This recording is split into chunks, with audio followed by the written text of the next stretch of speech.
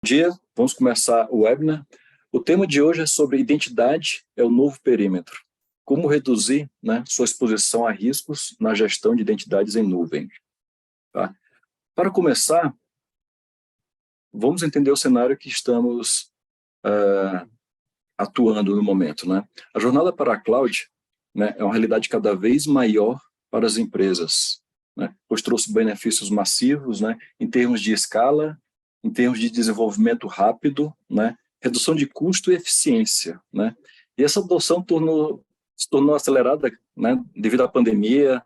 As empresas foram obrigadas a adotar trabalho remoto e a tornar suas operações mais digitais. É uma realidade, E também não é exagero afirmar que houve um aumento em 100 vezes, em termos de eficiência, A gente tem alguns exemplos. Eu gosto muito de utilizar a Netflix,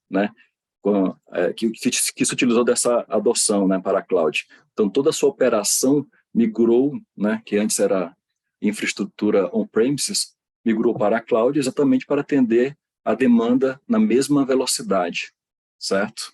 Então, é uma realidade comum hoje em dia, tá?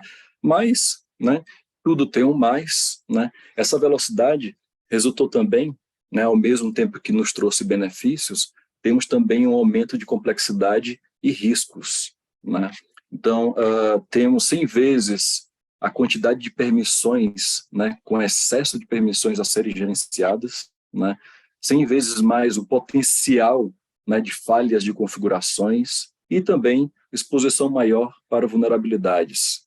Essa é a nova realidade. Quando a gente pensa em trabalhar no ambiente de mais de uma cloud, que a boa parte das empresas estão utilizando, essa complexidade aumenta cada vez mais. Cada cloud, fundamentalmente, utiliza conceitos comuns a todas elas, mas cada uma tem suas peculiaridades. Então, as pessoas que administram a cloud, que se utilizam desses recursos, precisam conhecer profundamente até para evitar falhas de configuração, que é um dos problemas principais atualmente. Tá? E quando a gente fala do ambiente de desenvolvimento, o desenvolvedor, ao montar uma nova aplicação, muitas vezes 100% do código é aberto, utiliza módulos, que são integrados à aplicação.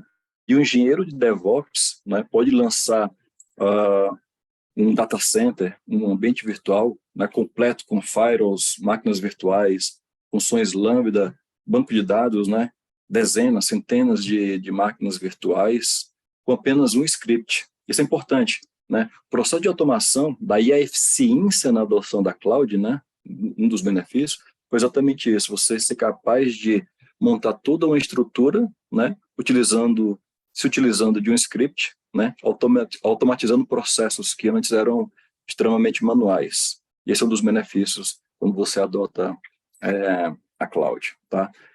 Seguindo adiante aqui, aí cabe a pergunta, e o que tem tudo isso a ver com identidade, hoje em dia? Por que isso é importante entender para essa jornada para a cloud? Bom, um ataque, ele começa com uma identidade, uma credencial, uso de um usuário e uma senha, E este usuário, este atacante, ele tenta se mover dentro da estrutura de cloud, dentro dos recursos, lateralmente, explorando vulnerabilidades, acessos. E algumas dessas identidades podem ser pessoas, humanos, mas a maioria são máquinas, são acessos de API, fazendo troca de informações entre aplicações. Algumas delas também você não tem um controle total, são parceiros de negócios que precisam acessar a sua infraestrutura para coletar alguns dados e assim executar as atividades, certo? É, Outro ponto, eu você ia fala alguma só coisa? complementar, Ira. Eu acho que esse é um ponto até chave quando a gente vai comparar ambiente on-premise, que muita gente veio do mundo on-premise e passou para a parte de segurança, a parte de visibilidade em nuvem e tudo, é justamente essa questão do usuário, Os dois são extremamente importantes, Só que o que a gente tinha de usuário no on-premise que era mais voltado à máquina, que possuía algum tipo de permissão ali? Era um usuário de serviço, às vezes, Nada muito além disso. Então, geralmente, era realmente mais voltado a pessoa por pessoa. E as máquinas tinham as permissões ali no Fire, alguma coisa mais simples, né? Agora, na nuvem, o que você falou, tem essa diferenciação dos serviços possuírem permissionamentos. Então, eles têm um permissionamento atrelado àquele serviço, àquela máquina, aquele contexto, né? Aquele workload, o que for. Então, passa a ser uma coisa além de apenas um usuário com permissionamento A ou B, né? Então, expande muito os horizontes e por isso que a gente começa a ver como um novo perímetro ali mesmo, né? Perfeito, Gustavo. E eu poderia complementar da seguinte forma: gestão de identidade sempre existiu, né? Sempre existiu, como você acabou de falar, no ambiente on-premise, no ambiente tradicional que a gente atua, né, há um bom tempo. A grande diferença aqui, que torna a complexidade maior, é exatamente o quê?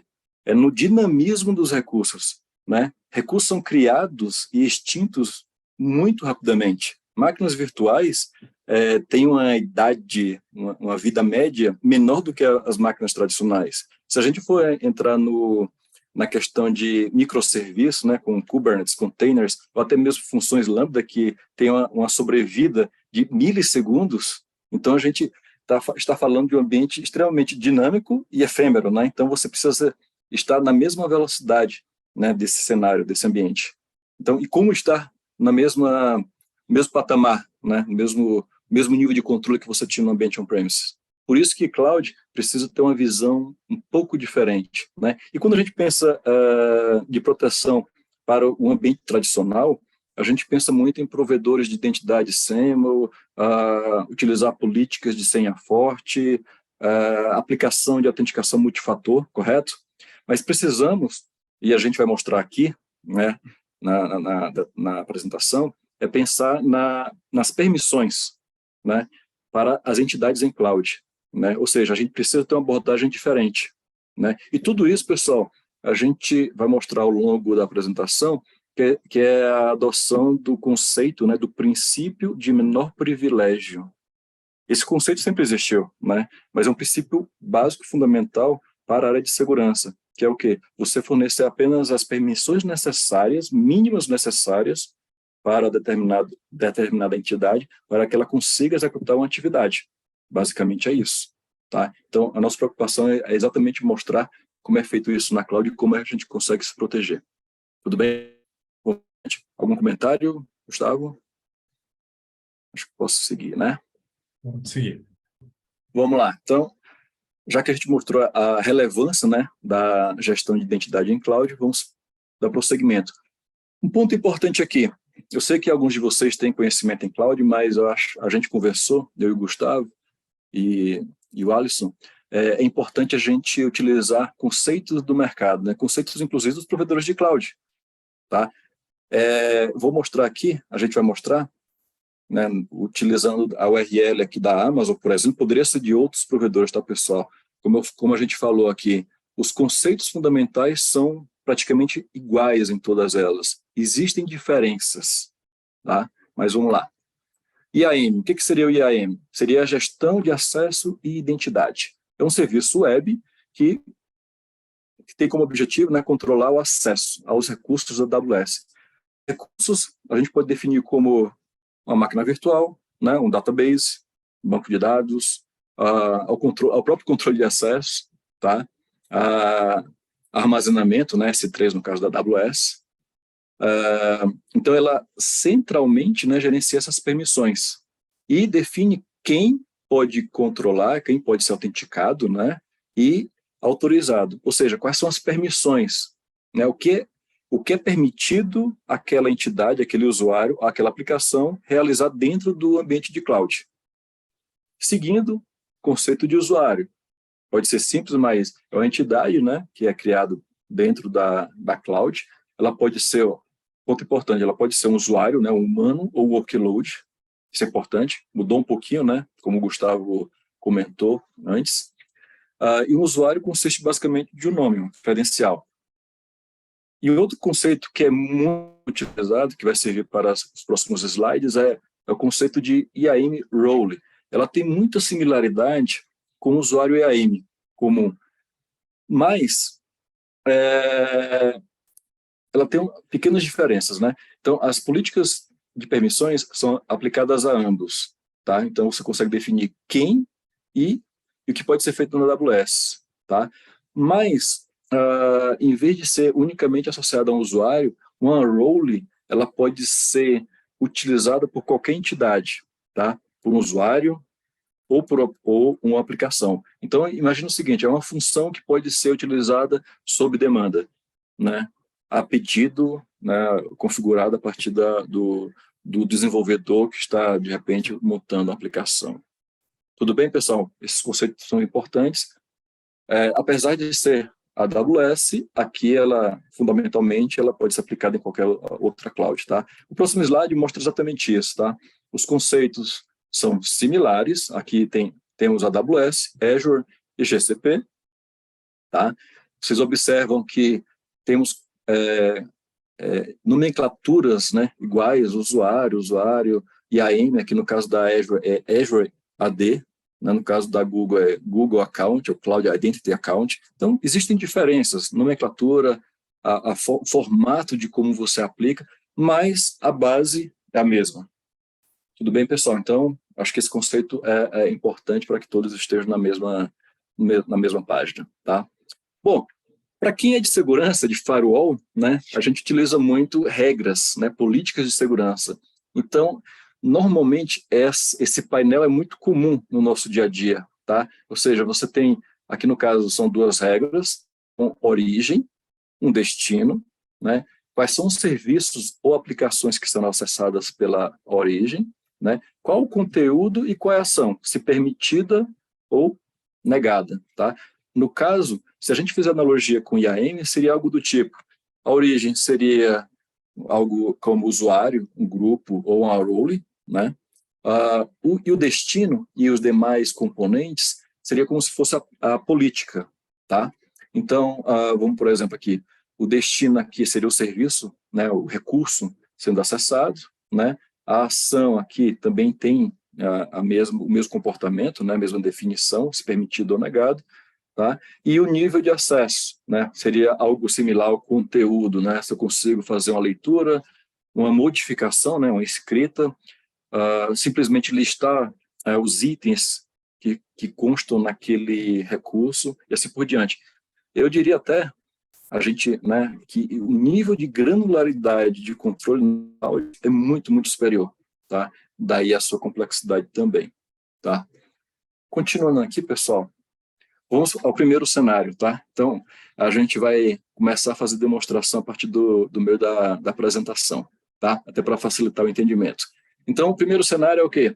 É um usuário com restrições ao acesso a dados sensíveis, tá? Esses dados sensíveis podem ser oriundos de um departamento de engenharia, de repente fabrica algum produto, alguma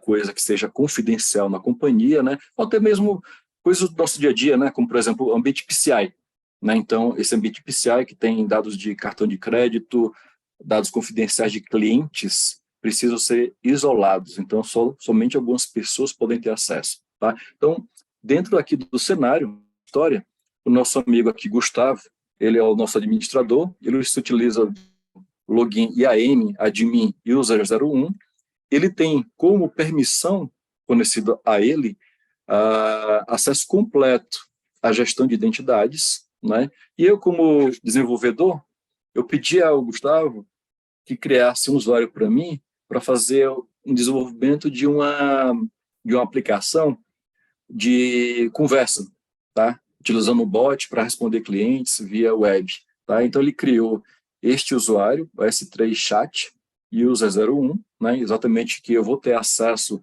ao bucket S3 de armazenamento dessas conversas, tá? Então, aqui é o nome do bucket, né? Chat Saver. E então o Gustavo, ele me deu permissão de acesso ao S3. Perfeito, pessoal? Então, este é o cenário. Então, o administrador me deu permissão de uso, né, ao S3 Bucket. Então, vamos aqui a cumprir. Já me defendendo aqui, só estava fazendo o meu trabalho. Boa. Perfeito, Gustavo. Vamos lá, vamos descobrir o que foi que você fez. Então, eu já estou conectado aqui na console, né? Então, com o usuário S3 Chat User 01. Quando você faz uma política, né, de permissão a um usuário, você restringe o acesso a outros recursos, tá? Vamos pegar aqui o exemplo do S2. Quando eu clico aqui no S2, ele não vai me permitir acessar recursos, então ele vai dar um erro aqui de API, de chamadas API, tá? Vamos ver aqui. Tá vendo? Então vai dar uma chamada API, um erro. Se eu entrar aqui e fizer IAM também, né, de repente querer criar um usuário, vamos ver se o Gustavo aqui fez o trabalho de casa, né, Gustavo? Me pediram, eu fiz, né? Aí, Não, perfeito. Ó, eu também não tenho acesso negado. Então, perfeito, Gustavo, está de parabéns. Então, eu vou acessar o S3, né, para executar meu trabalho. Pessoal, aqui eu estou na console da AWS, tá? Poderia ser de outro provedor. Então, eu vou acessar aqui o S3 Bucket com as informações, né? Ele vai me mostrar aqui a lista dos buckets, dos armazenadores. Então, eu tenho o bucket que é o S3 Chat Saver, vou entrar aqui. E aí eu tenho as gravações das conversas, né? Se eu clicar aqui, eu consigo fazer o download e fazer o trabalho, analisar a conversa, responder o cliente, né? Então, eu consigo ter acesso livre às informações. Só que eu percebi, quando eu entrei aqui, que eu também tenho acesso ao bucket S3 de pagamento. Ô, Gustavo, olha só, acho que eu vou usar isso aqui para não estava almoçar escrito no bem hoje, hein? Fazer um chamado. jantar bem hoje, hein? Vamos ver aqui se eu consigo ter acesso ao cartão de crédito. Fazer o download. Opa, consegui, hein? Deixa eu ver se eu consigo abrir também o arquivo. Opa, número do cartão de crédito, tem o nome, data de validade e tudo mais. Gustavo, eu acho que eu consigo ter acesso a todos os S3, né? Se tivessem mais aqui dentro da organização, tá? Isso é um Então, pouquinho do voltando aqui, ponto. um pouco além do ponto. Então, assim, o que aconteceu, pessoal? A mim foi dada uma permissão de acesso a S3, a princípio somente para o bucket, né, de conversas. Só que eu descobri como usuário que eu também tenho acesso a dados confidenciais que eu não deveria ter, por regulamentação, por exemplo, do PCI. E isso é muito comum, por incrível que pareça, tá? Então, essa história é baseada em fatos reais, vamos dizer assim. Gustavo, vamos lá, como é que a gente consegue resolver aqui? O Gustavo vou acessar aqui a página, tá? Aí eu, né, falo para você, eu sou um usuário do bem, né? Então eu vou dizer que eu tenho acesso indevido, perfeito? Exatamente. E aí, chega nesse ponto, né? O usuário honesto, ele avisou ali que eu estava com acesso super permissivo e tal. Tem algumas formas de a gente fazer isso, tá? Mas não sei se vocês lembram daquele slide que tem até a parte dos faros ali, né? Existia um pedaço que era a parte de resource, né? Então, você pode fazer esse ajuste apontando para um único bucket S3, tá? Só que esse ajuste, a gente, nesse caso, né, falando de um ajuste geral, eu estou dependendo do Irapuã honesto, né? E o Irapuã consciente do super privilégio que ele tem. Porque existe o usuário que não conhece, que ele está com um privilégio acima, né? Para ele, tanto faz, e ele só está fazendo o trabalho dele tranquilo, natural. E também existe o usuário que vê aquilo e é uma oportunidade para ele se beneficiar, né? Então, como que a gente pode saber isso e pode controlar de uma forma um pouco mais abrangente? Então, por um lado, a gente pode ajustar isso direto na AWS, mas falta um pouco de visibilidade e não dá para a gente sempre depender do usuário notificar alguma coisa que está acontecendo, né? Então, E aí, Gustavo, só complementando o que você falou, um ponto tá? importante, você comentou do usuário honesto, né? Mas mesmo sendo o usuário honesto, né, esse é um ponto relevante, ele pode ser uma porta de entrada de um atacante, né? Então ele pode descobrir que o usuário honesto, ele não acessou e não usou de forma indevida aquelas informações, mas se utilizou das credenciais e da possibilidade de acesso daquele usuário específico para né, obter as informações e usar de forma indevida. Perfeito. Tá? Fazendo até um spoiler, né, Gustavo, aqui da ferramenta. Essa aqui é a ferramenta, eu não vou entrar em detalhes aqui, a ideia é mostrar o seguinte: o CIEM, daqui a pouco o Gustavo vai entrar em detalhe, é composto por algumas funcionalidades, uma delas é o IAM Safety. No caso, ela tem visibilidade de todos os usuários e roles aplicados àquele ambiente. E observem o seguinte, previamente foi criada uma política restritiva para o ambiente. Sabendo-se que aquele segmento de pagamentos de cartões faz parte, né, do PCI, né, que tem que ser isolado, então, Gustavo, né, Gustavo? Quer complementar aqui? Então, o Gustavo verificou meu usuário S3 Chat, e aí fez Exato. o quê? Só entrar ali e colocar no modo Protect.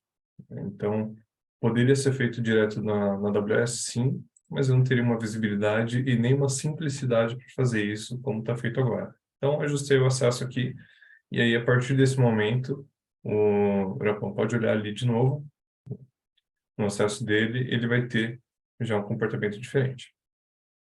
Aqui, pessoal, olha só, eu consigo acessar, né, o bucket de conversas, mas o relacionado a pagamento, né, cartão de crédito, eu tento acessar aqui, e aí, ó, a minha permissão é insuficiente para acessar o objeto.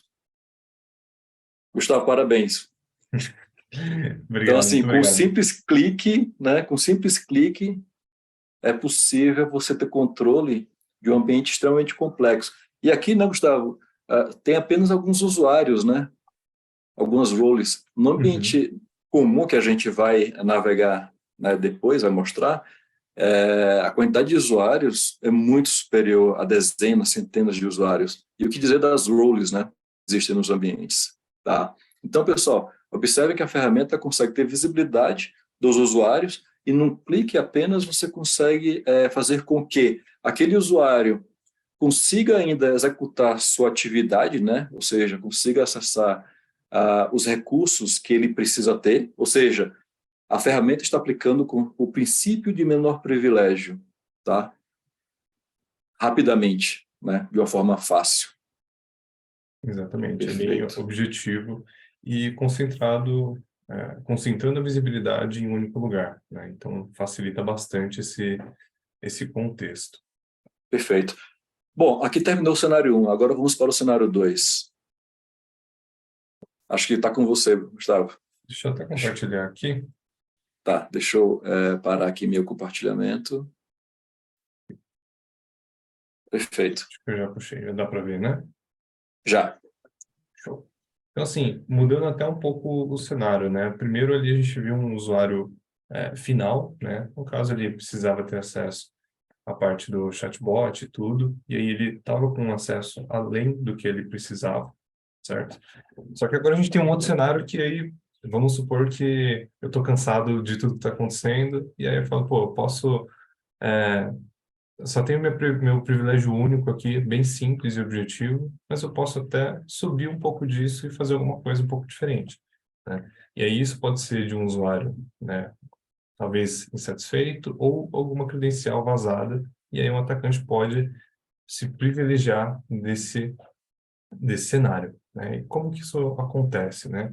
Seguindo com o mesmo usuário que eu utilizei ele para criar o do Irapuã, eu tenho uma permissão única, né? Eu só faço a gestão de identidade da minha conta da AWS, nesse caso, né?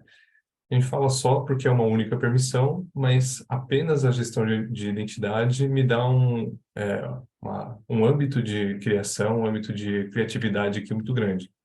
Por quê? Eu posso criar o usuário que eu bem entender. Então, se eu hoje só tenho permissão de criar usuários, eu posso criar um usuário que tenha permissão de acessar tudo, né?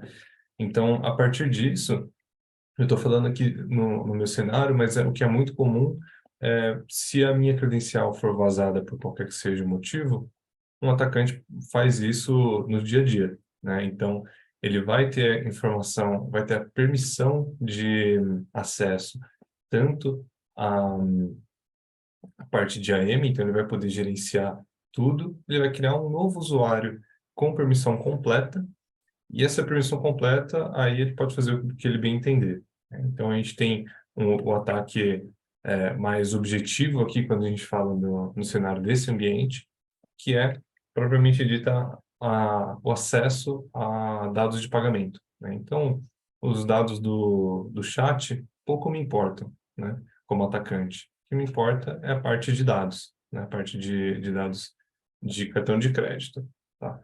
E aí, no fim, além disso, eu posso acessar todos os outros recursos. Então, isso aqui, às vezes parece uma coisa de outro mundo, né? Escalada de privilégio, né? Eu vou passar por uma vulnerabilidade A, B ou C para chegar nisso. No fundo, é uma coisa extremamente simples, tá? Eu vou mostrar aqui como eu faria, né? Tendo essa permissão única, né? Então, eu aqui com a minha permissão simples de gestor de identidade. Eu venho aqui, clico na parte de EC2, por exemplo, né? Só para vocês verem o nível de permissionamento que eu tenho. Vou deixar aqui. Então, dentro das minhas instâncias EC2, eu posso ver que o meu acesso também passa por aquela parte de erro, né? Então, a mesma coisa que o Pirapó mostrou no usuário dele, eu também tenho aqui porque é um usuário controlado e legítimo, né? Ótimo. Mas, o que que eu posso fazer? Eu posso vir aqui na parte de AM, que é o acesso que me cabe, e criar um acesso novo, tá? Então, eu posso vir aqui na parte de users, roles, fazer o que bem entender. Inclusive, está aqui o usuário que eu estava utilizando, tudo certinho. Eu vou criar um novo, que vai ser, claro, um nome fictício aqui, mas o attacker 01, por exemplo. E aí eu vou dar acesso a uma senha já customizada para todo o meu ambiente. E que permissão que eu vou passar para esse usuário, né? Eu posso fazer de algumas formas diferentes aqui, tá? Mas eu já tenho um grupo de admin. Então, eu, como atacante, vou colocar aqui o meu grupo de admin, que eu vou ter acesso a tudo, tá? Aí as permissões do grupo de admin estão listadas, tudo certinho, eu posso revisar isso, mas, basicamente, acabei de criar meu usuário. Então, eu vou jogar aqui no meu Notepad só as informações. Então, tem a sign e a senha e o usuário. Ok? Beleza. Continuo trabalhando aqui, tranquilo, mas eu vou subir esse outro usuário, né? Só uma aba anônima aqui para vocês verem o login.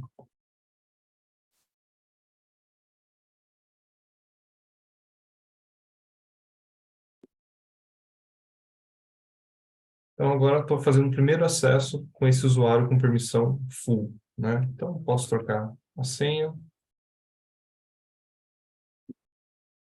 Troquei o meu primeiro acesso, como qualquer outro usuário. E aí, opa, Aí muda a senha.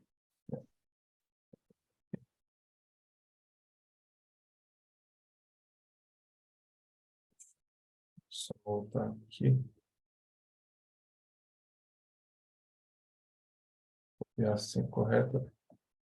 Vai embora. É. Coloca outra coisa na senha. Coloca adicional. Ela já vai. Beleza. Então, troquei a minha primeira senha, estou acessando aqui. E não sei se vocês lembram daquele usuário que eu, como um atacante, tive acesso, né? O puro de AM. Ele não me dava acesso a muita coisa, mas eu posso chegar aqui e pesquisar o que eu bem entender, né? Então, para esse cenário, uma coisa bem atrativa seriam os cartões de crédito, ou às vezes para algum outro tipo de ataque que eu posso fazer.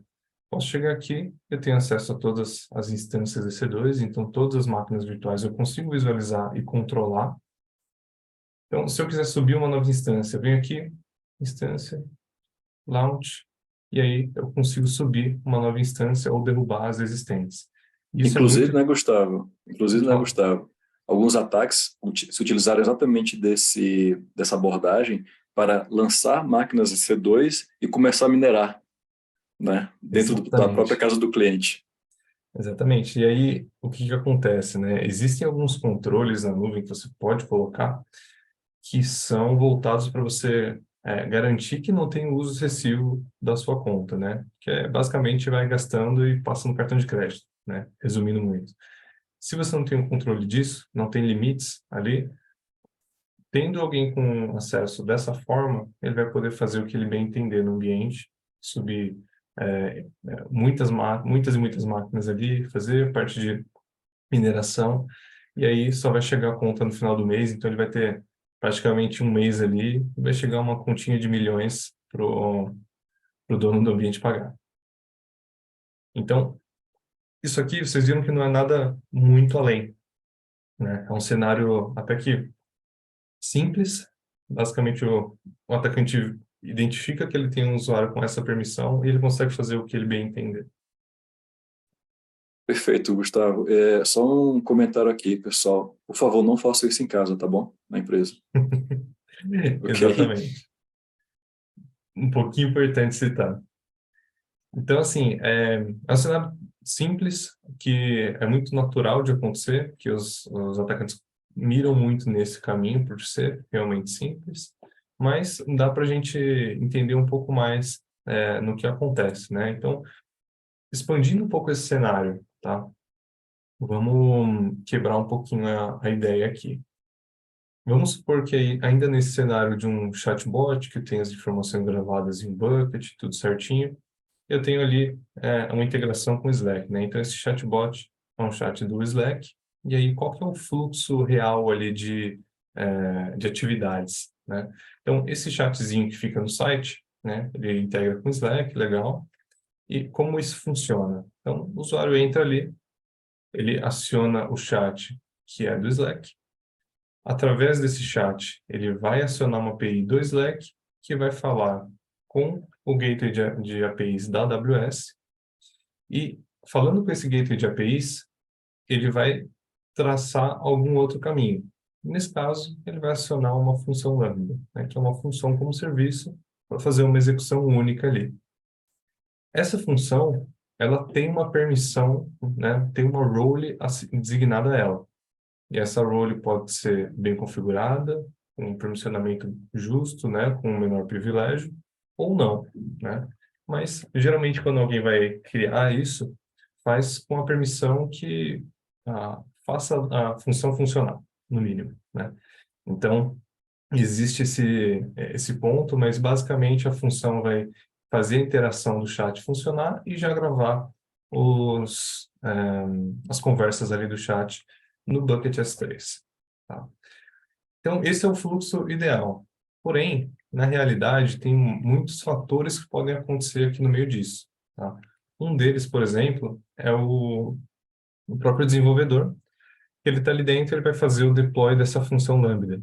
Então, o que ele pode executar com isso? Né? Ele pode jogar ali um pacote, né, de uma imagem ou uma biblioteca do Python, qualquer tipo de interação via código que não tenha sido validada por um viés de segurança. E aí existe uma vulnerabilidade. Ou seja, a minha função Lambda já tem uma vulnerabilidade atrelada. E o que isso pode trazer como gatilho, né?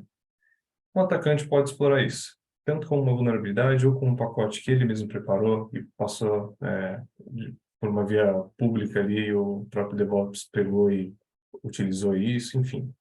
Ele passa a ter acesso a essa função Lambda.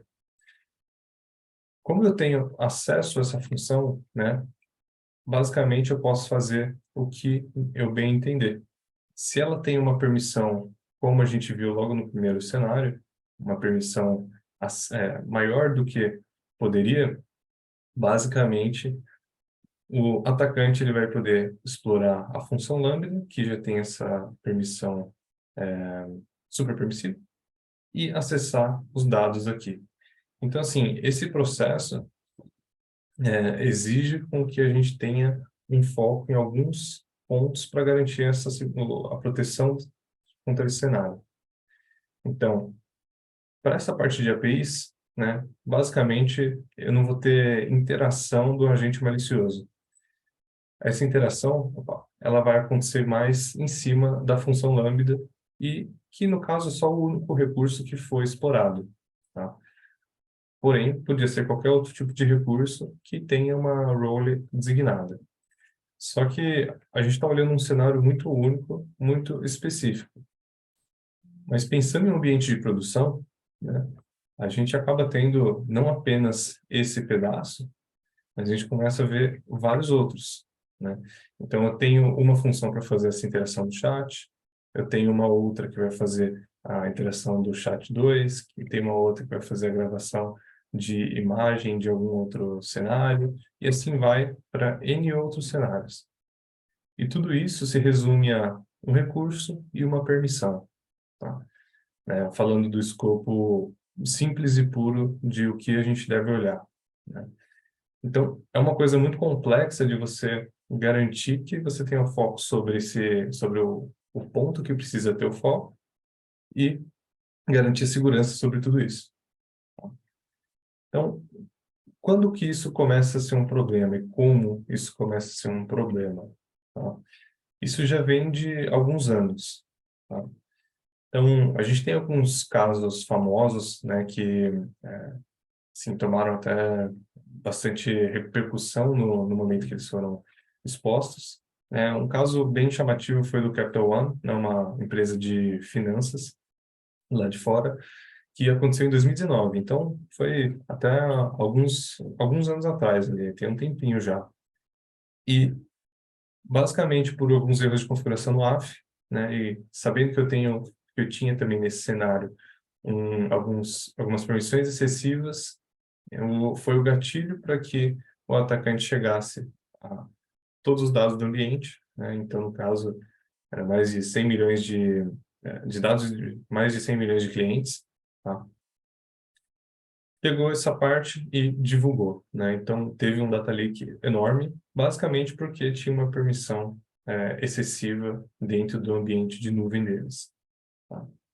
Por outro lado, a gente também tem um outro cenário que aconteceu, que é da Infosys, né? Que é uma empresa de consultoria e tudo, que também, especificamente nesse caso, para a AWS, basicamente tinha algumas chaves com permissão, então é um recurso que tinha uma permissão para acesso livre aos buckets S3, como a gente falou agora, só que ao invés de dados de cartão de crédito, eram dados médicos, né? Então, lá fora é muito comum você ter dados médicos muito completos, e isso vale muito dinheiro, né? No mercado extraoficial, né? Então, isso foi o que aconteceu justamente na Infosys, basicamente partindo de uma permissão é, super aberta ali, tá? E a gente não fica preso a apenas esse tipo de cenário, tá? A gente sabe que o impacto é enorme de tudo isso que a gente falou. Então, existe uma pesquisa da IBM que faz uma média ali de custo de um vazamento de dados, né, de 4,35 milhões de dólares, né? Claro, pegando os data leaks maiores, ali fazendo essa média, né? Às vezes é meio difícil de mensurar porque não se sabe o impacto, enfim, mas existe esse tipo de impacto, inclusive 80% dos vazamentos, eles têm algum tipo de abuso de identidade, tá? E o que é interessante, né? Passando por é, uma pesquisa da Varonis, a gente sabe que 64% das empresas financeiras têm mais de 1.000 arquivos sensíveis acessíveis por todos os funcionários, né? Então, se eu pegar uma credencial de qualquer funcionário, eu posso ter um impacto enorme aqui, tá? E isso que a gente está falando, né, são algumas notícias de alguns anos para cá. Só que eu peguei até um assunto bem recente para vocês verem como isso acontece efetivamente hoje em dia, e esses tipos de ataques são difíceis de identificar, mas altamente destrutivos, tá? Então, esse perfil de ataque foi identificado por uma empresa de segurança, tá? Basicamente, vocês podem ver aqui que a gente tem alguns nomes, né? Então, K8, basicamente a parte de Kubernetes, Lambda, a gente já falou sobre as funções, parte de chaves e IAM, a gente já falou bastante, e Terraform, que é infraestrutura como código. Tudo isso são recursos dentro de um ambiente de nuvem, e nesse caso, basicamente, o atacante conseguiu pegar as chaves de IAM de um ambiente Terraform e utilizar isso para todo o resto do ambiente. Então, ele já fez o trabalho completo ali, né? basicamente a parte de crypto mining, conseguiu acessar as informações através do Terraform para funções Lambda e explorar tudo isso. Então, assim, ele conseguiu fazer tudo basicamente porque ele tinha uma chave AM bem definida ali. E aí, a gente já falou um pouco de como tratar esse tipo de ataque, esse tipo de cenário que é bem comum hoje, mas o que nós chamamos de CIEM ou KIM, né, é, é o tipo de ferramenta, o tipo de funcionalidade importante para prevenir esse tipo de ataque. Tá? Então, aqui no Brasil é comum a gente chamar de CIEM, mas é bom lembrar que não tem nada a ver com CIEM com S, tá? CIEM com S é aquela parte de identificação de eventos, relacionamento, enfim. Aqui é o KIM, né? Lá fora o pessoal chama de KIM, então eles se diferenciam dessa forma, mas basicamente é o Cloud Infrastructure Entitlement Management. Então, é uma forma de eu ter a visibilidade do todo e conseguir detectar permissionamentos desnecessários, né? Ou que traz algum risco ao ambiente, permissões que estão abertas ou não utilizadas por muito tempo. Então, tudo isso eu consigo ter uma visibilidade e agir em cima desses eventos, tá? Essa funcionalidade, ela já é considerada ali, já é chamada pelo Gartner há algum tempo, tá? Então, esse gráfico aqui veio do Gartner, de 2021. Basicamente, né, a gente tem aqui o KIM lá atrás, né, circulado aqui em rosa, considerada como uma funcionalidade que está projetada para ser mais maduramente discutida nos próximos 5 a 10 anos, né? Então, considerando que foi 21, logo, logo a gente já vai ter um discurso, né, uma conversa mais natural, né, por ser alguma coisa nova. Então, a gente tem uma expectativa já crescente sobre essa funcionalidade e o mercado tem uma tendência de falar um pouco mais sobre isso nesses próximos anos, tá? Então, não é uma coisa que nós, Checkpoint, estamos falando, é uma coisa do Gartner, tá? E quando a gente fala de KIM dentro da Checkpoint, a gente está sempre falando de CloudGuard, que é a nossa plataforma de Synap, tá? Synap nada mais é que um conceito que também veio do Gartner, né? Então a gente está só simplesmente alinhando conceitos do Gartner com os nossos produtos aqui, que é uma plataforma completa de segurança para a nuvem, tá? Então eu tenho ali a parte de DevSecOps, eu tenho também a parte de CSPM, a parte de postura, parte de defesa de workloads, funções, Kubernetes, tudo isso entra ali. E uma das funcionalidades é o KIM, como a gente pode ver aqui. Então, ele entra com uma funcionalidade dentro de uma plataforma mais completa, né? O Irapuan já vai mostrar também um pouquinho para vocês, mas basicamente é uma aba que contém todas as informações. Só que o legal é que ela é uma funcionalidade que atua sobre todas as outras, né, em conjunto com todas as outras, porque ela traz a visibilidade sobre os workloads, ela cruza com os eventos de postura, então a gente consegue unificar tudo isso de uma forma bem interessante. E, resumindo bastante, como que isso funciona, né? Como que o KIM funciona aqui. Basicamente, eu vou fazer uma integração com a conta da nuvem, né? Eu vou ter ali a visibilidade das permissões, das roles, dos usuários e tudo mais, e eu vou cruzar isso com os eventos, né, os logs de atividade dessa nuvem. E aí eu consigo, basicamente, imprimir ali alguns tipos de evento, como permissões efetivas que estão tendo, que tem aquele recurso, né? Então, uma permissão que o usuário tem hoje e uma outra que é mais efetiva, considerando o conceito de menor privilégio, tá? E identificar essas identidades um pouco além do que deveriam, tá? De uma forma bem simplificada, é isso, tá? E acho que o Grapan pode mostrar um pouquinho mais um detalhe justamente ali na própria console. Perfeito. Agora a bola está comigo? Bola está contigo. Deixa eu compartilhar aqui minha tela. Show. Vamos lá, Inclusive, pessoal. pessoal, só, se vocês tiverem alguma dúvida, podem mandar no Q&A, aí, mas no final a gente já vai responder aqui. Eu já vi que temos algumas, mas só para avisar. Perfeito. Então, aqui, vocês estão conseguindo ver minha tela? Dá para ver já. Dá, né? Então, aqui é a tela inicial, é o dashboard inicial do CSPM, né? Ela contempla várias abas, né? Gerenciamento de risco, eventos, quais são os recursos que eu tenho na cloud, gerenciamento de postura, segurança de redes, várias outras. E o próprio KIM aqui, tá? Ponto importante que o Gustavo comentou agora. Ela é uma funcionalidade dentro de uma plataforma mais ampla. Então, ela se utiliza do contexto que a plataforma fornece. Ou seja, você não vai ter apenas uma informação de que determinada permissão é excessiva. Você vai ter aquela informação correlacionada com outros fatores, outras informações. Por exemplo, tendo os logs habilitados, CloudTrail no caso da AWS, ou então o Flow Logs, você vai ter o correlacionamento de que aquele recurso, né, tem determinada permissão e que tem acesso a um endereço IP, a um site externo de CIC, Command Control, ou seja, um endereço IP externo, identificado pela plataforma como malicioso, está usando uma permissão ao role, um usuário, de forma indevida dentro do seu ambiente. Então, isso é importante, né? Então, ela trabalha conjuntamente, de forma integrada, tá? Então, vamos focar aqui no KIM.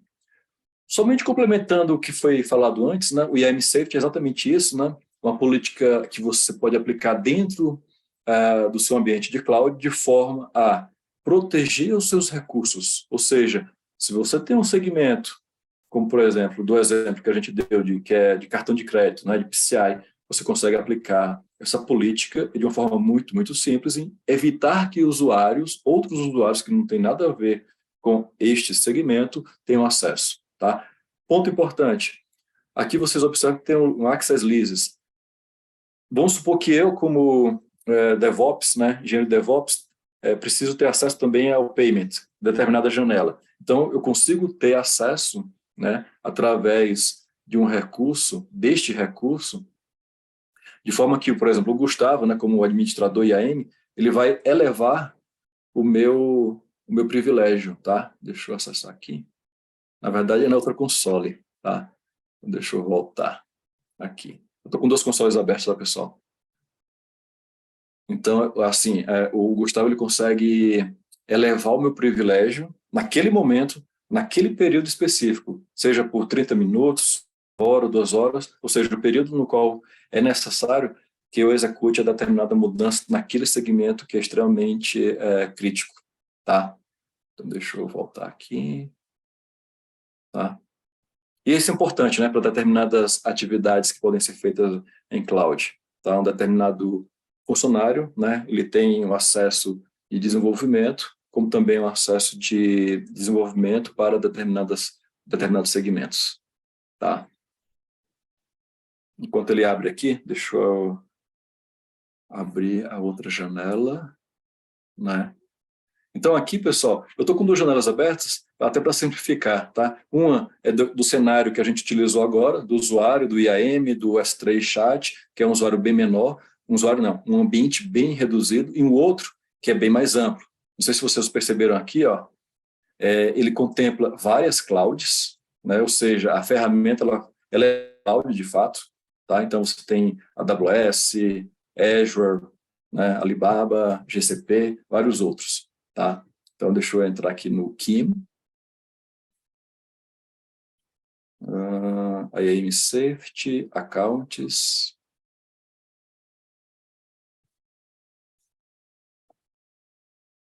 Então, nessa aqui, como eu comentei agora, então eu consigo elevar as permissões, né, durante um determinado período para executar uma atividade controlada, tá? Elevar por 30 minutos, 1 hora, 2 horas, ou seja, aquele bucket de pagamento que eu não tinha acesso, agora eu posso ter acesso. Tá? E uma vez que eu execute, eu venho aqui, né, o administrador vem aqui, o Gustavo vem aqui e cancela essa elevação de privilégio. Tá? Bom, esse aqui é um ambiente, né, simples, agora vamos a um ambiente mais completo.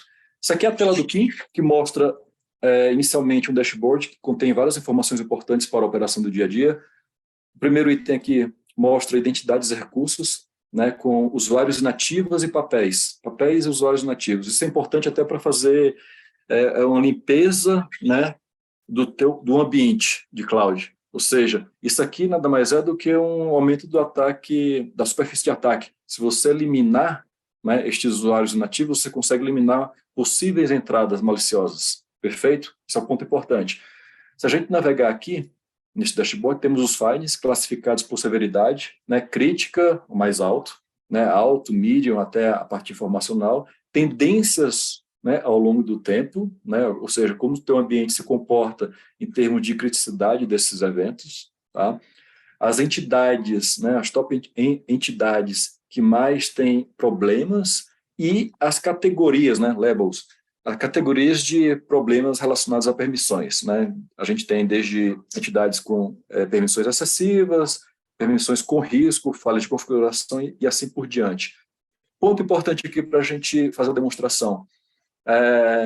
Vamos focar exatamente nas entidades com permissões excessivas. Clicando aqui, ele abre uma outra janela, né, e mostra um conjunto de entidades, de eventos que possuem, né, essas permissões excessivas. Tá? No caso do exemplo que o Gustavo deu, eu sei exatamente qual é a entidade, né, que é o Slack, cadê? Que é esse aqui, ó, DevData Slack Chatbot Role. Eu poderia fazer o seguinte, né? Como eu sei que o ambiente é de serverless, eu posso fazer o quê? Filtros, né? Tá? Então, o meu ambiente é de serverless, então eu consegue-se fazer uma procura mais assertiva, mais objetiva, direcionada, de forma a reduzir tempo. Então, de total de eventos de mais de 25 mil, foi reduzido inicialmente para 28, agora para apenas 5, tá? Porque é o ambiente de serverless que eu preciso analisar, que a gente precisa analisar, certo? Então, fazendo a análise aqui dessa entidade, é possível observar alguns pontos importantes. É um ambiente, é uma severidade crítica, né, com a data, né, da análise, né, passou pelo mecanismo do KIM, né, classificando este evento como um AIM role com permissões excessivas, tá? Existe uma descrição do alerta, né, ou seja, uma permissão excessiva foi aplicada, né, a AIM role, né, Dev Data Slack, tá? E você configurando permissões excessivas aumenta a superfície de ataque. E aqui a ferramenta ela sugere passos de remediação, né, para assegurar que o princípio de menor privilégio aconteça. Então ele já te dá aqui, ó, o que precisa ser feito para que você consiga aplicar esse princípio. Clicando aqui em Show, mostra um arquivo JSON, né? Você tem as ações, né, logs, qual é a ação que você pode fazer para esse recurso e qual recurso, né, específico. Isso é um ponto importante, ou seja, além de definir qual é a atividade, a ação específica, você está definindo para qual recurso vai ser aplicada aquela ação, tá? E assim por diante, ó, para IAM, posso criar chaves, criar um usuário, para, né, DynamoDB e assim por diante. Então, é simples, você pega esse arquivo JSON e coloca na configuração de permissões na AWS, nesse caso específico, tá? Outras informações importantes aqui, o período de análise, ela aconteceu nesse intervalo de tempo, em 84 dias, essa análise é contínua, tá? Então, à medida que o sistema, o acesso do usuário for sendo feito, o sistema é atualizado automaticamente, tá?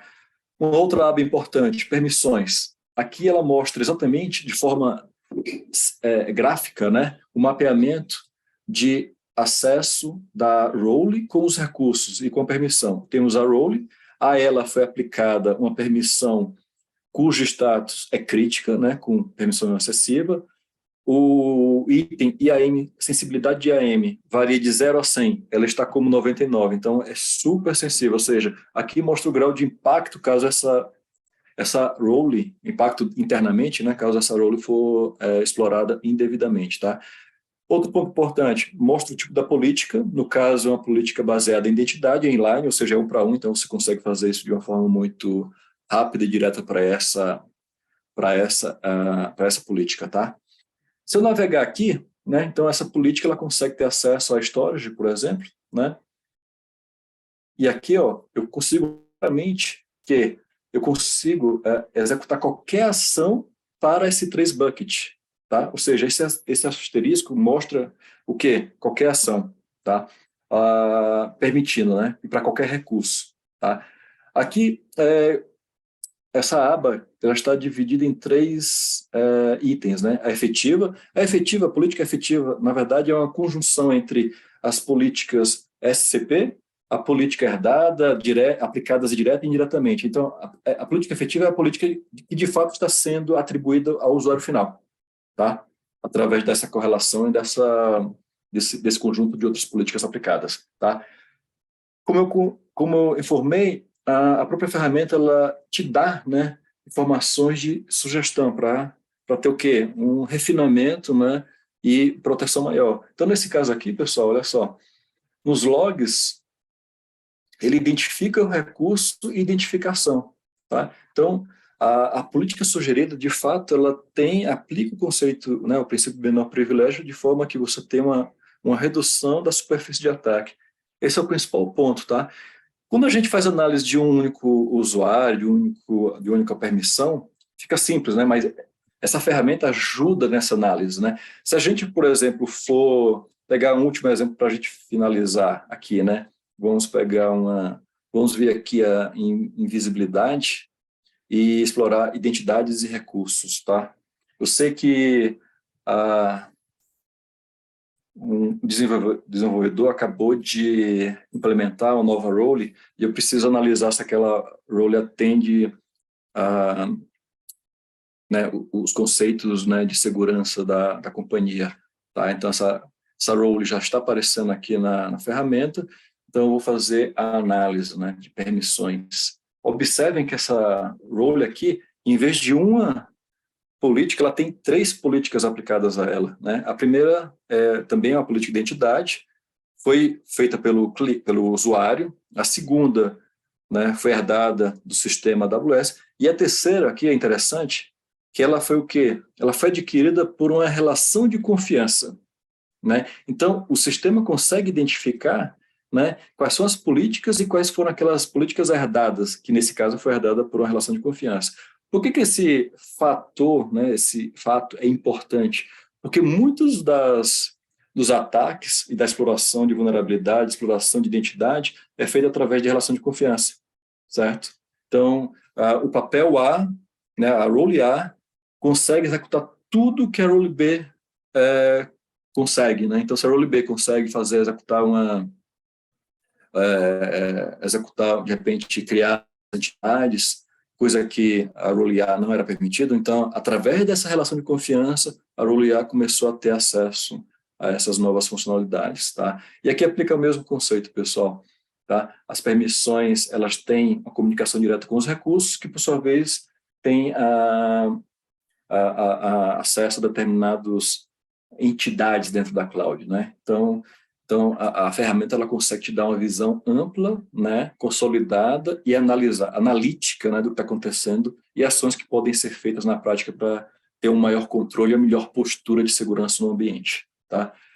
Gustavo, a demonstração que a gente queria mostrar é isso, né? Você tem algum comentário? Isso. Não, acho que é isso mesmo, cara. É bom que deu para ver um pouco da visibilidade que ela traz, tá? O importante é todo mundo entender o cenário, né?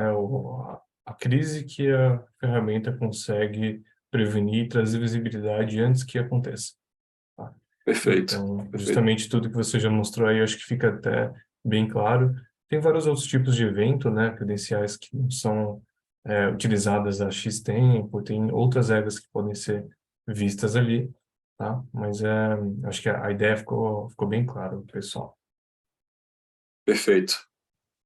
Não sei se o pessoal ficou com alguma dúvida. Eu vi que teve uma já, Algumas perguntas? algumas aqui no chat, uma já respondi até direto sobre a parte de IAM Safety, né, que você estava apresentando logo no primeiro cenário, que você fez o ajuste por usuário, né, se seria possível fazer por grupos, né, mas dá para fazer por usuário e por role, né, não Perfeito. por grupos. Perfeito. Esse ponto que você comentou dos usuários nativos são regras que são configuráveis, né? No caso aqui, o usuário nativo que faz mais de 90 dias que não acessa o sistema. Então, de acordo com, né, a política da empresa, você pode considerar como inativo e assim retirar, né? Fazer a exclusão desses usuários e papéis. Tá? Temos alguma outra pergunta? Deixa eu ver aqui. Onde se Ah, eu tô... aplica o JSON sugerido pela ferramenta? Esse JSON, né, na verdade, ele é a política IAM, né, aquele texto que apareceu, é a política IAM sugerida. Então, se vocês têm ali uma política IAM, ela tem uma representação em JSON, e aí ela pode ser ajustada de acordo com a sugestão do King Data Point. eu estou mostrando aqui, ó, pode ser aplicada usando a nossa ferramenta, né? Mas quando você tem o arquivo JSON, você pode aplicar usando a console da cloud, do provedor de cloud, e aplicar no usuário diretamente. Como boa prática, você é aplicado normalmente as permissões diretamente no grupo, tá? Então, se você observar aqui no grupo, no usuário S3, você tem um conjunto de permissões. Então, é aqui que você define, né, aquele arquivo de acesso, tá? Aqui no caso, ó, quando foi criado inicialmente, foi aplicado uma regra com acesso a tudo, né, S3, depois foi aplicado automaticamente pela nossa ferramenta, né, uma regra bem específica negando o acesso ao recurso S3 de pagamentos, tá? Então, você utiliza aquele arquivo JSON diretamente na console da AWS ou utilizando o EAM Safety. Exatamente. Deixa eu ver o que mais a gente tem aqui. Tem uma pergunta aqui, Gustavo. Ele fala assim: eu estou no projeto e o time de cloud comentou no uso do SCP da AWS. Fazer esta política já não seria suficiente? Eu preciso de uma ferramenta externa? Boa pergunta. O SCP é o Service Control Policy. Inclusive, né, quando a gente fala de permissões, ele faz a correlação, né, com SCP, permissões de limite, e para ter uma permissão efetiva. O SCP, ele tem alguns pontos importantes, né? O SCP ele é aplicado ao nível da organização, da OU, Organization Unit da AWS. Então, ele é aplicado a todos os usuários e roles que estão debaixo dela, né? Então, quando você está trabalhando com cloud, você precisa granularizar o acesso. Isso é um ponto importante. Outro ponto importante é que determinados serviços e roles, elas não sofrem, não tem consequência, né? Não são aplicadas, não tem efeito, né? O SAP não tem efeito nesses serviços, né?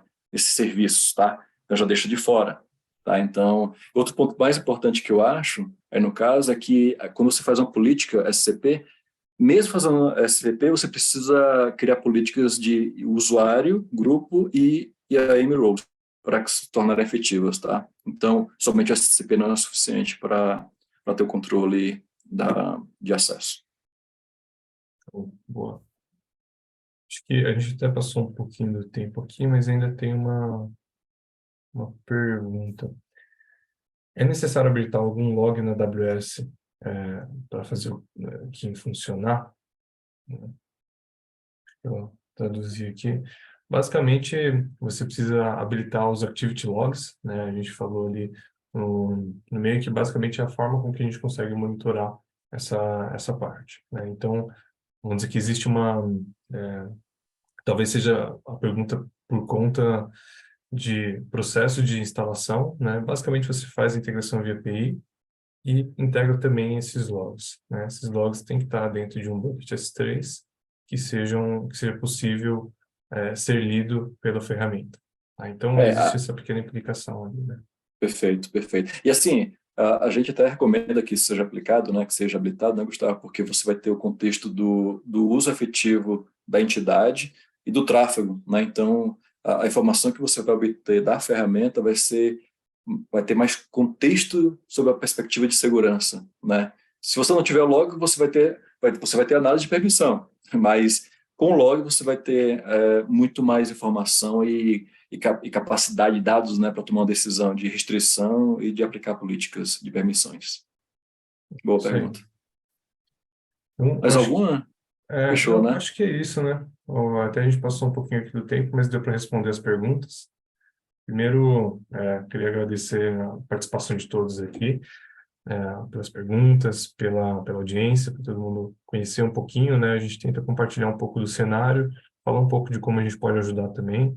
E obrigado, Irapum, aí também pela parceria aí na apresentação. Pessoal, agradeço a todos pela atenção. Acho que se vocês ficaram até agora, porque realmente tem interesse, né?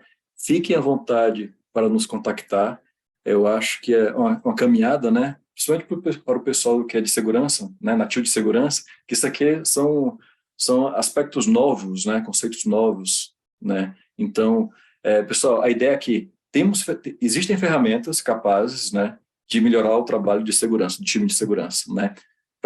Algumas pessoas falaram que são de auditoria. A ferramenta, né, ela consegue ser usada por vários departamentos, o time de segurança tradicional, o time de segurança de cloud, né? Muitas vezes a gente precisa fazer com que as equipes, né, de segurança e de cloud conversem entre si. Eu acho que a ferramenta possibilita isso, ou seja, trabalharem conjuntamente de forma que o resultado final seja uma melhor postura de segurança na empresa, tá? Então, por favor, fique à vontade.